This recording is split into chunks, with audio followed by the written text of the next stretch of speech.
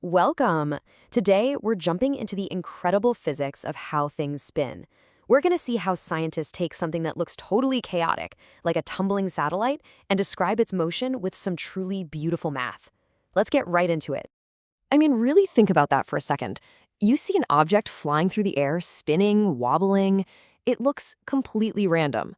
So how on earth do you write a formula that can tell you its exact orientation at any given moment? It seems impossible, right? Well, it turns out there's a really elegant solution. So to find that elegant order, we first have to really appreciate the chaos. And believe me, the motion of a freely rotating object looks like pure chaos at first glance. Just imagine trying to track every single point on that spinning object. Each one is moving on its own unique twisting, turning path. Trying to track all of them at once, it would be a total nightmare. We need a much simpler way to look at the problem, a different perspective that cuts right through all that noise. And here is the big secret.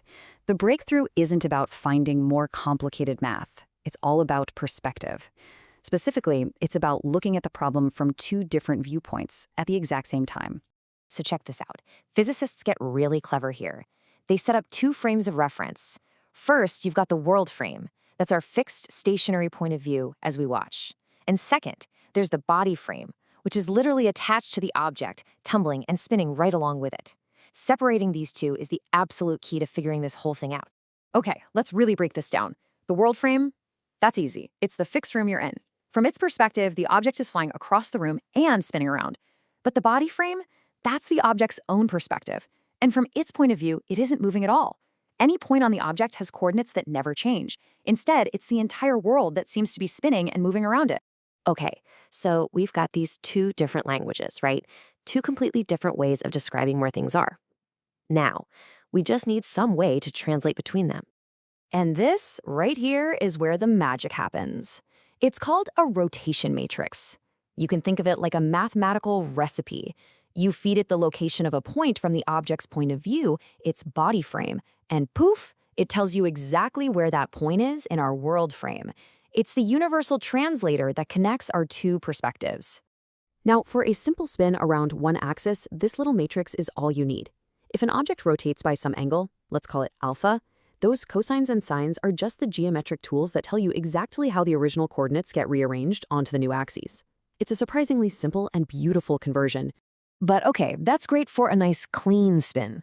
But things in the real world almost never just spin neatly around one axis, do they? They wobble, they tilt, they tumble. How in the world do we handle that kind of complexity? Well, believe it or not, the answer is to break the complex problem down into even simpler pieces. It turns out any wild 3D tumble can actually be described in just 3 simple steps. This is such a cool insight, really.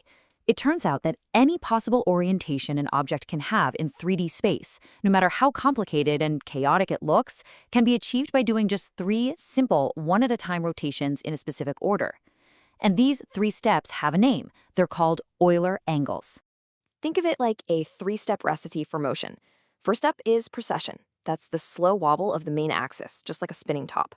Step 2 is nutation, which is the tilt or the nod of the axis itself.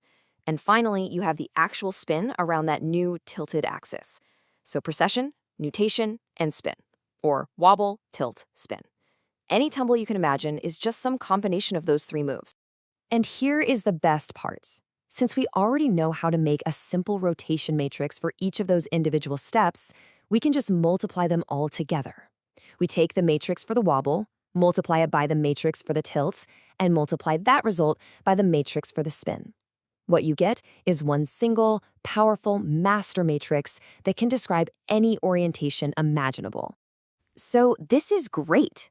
We've found a way to describe any static orientation, any position. But how does this help us predict the actual motion, where it's going next? This is the final payoff. This is what it's all about. Because we now have a perfect mathematical description for the object's orientation at any given time, we can calculate how that orientation changes from one tiny moment to the next. And what is a change over time? Well, by definition, that's its velocity. And it all boils down to this single, beautiful, elegant equation. It tells us that the velocity of any point B on that object is just the velocity of some other reference point A, like the center of mass, plus a little term for the rotation.